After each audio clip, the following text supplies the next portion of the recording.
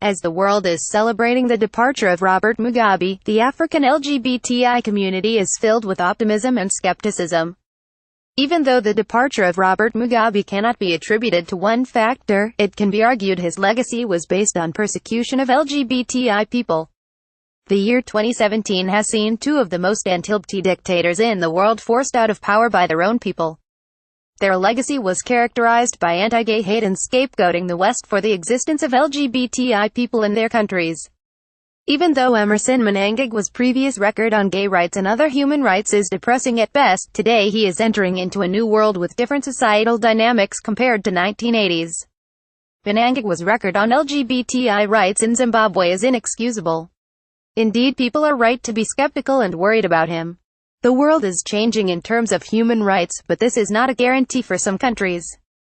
Many voices coming out of Zimbabwe now are celebrating for having entered a new world without Mugabe and are calling for renewed relationships with other countries and international bodies like the Commonwealth. However, the world must remember the departure of Mugabe can only be attributed to the people of Zimbabwe. Therefore, any change in the country in terms of human rights must be driven by the same people. If the world can listen to Zimbabweans within and outside the country, then change can happen. For example, the population of Zimbabwe shows the majority of the people are below 35 years of age. The Pew Research Center in the United States shows younger people can influence a positive change towards LGBTI rights in many countries.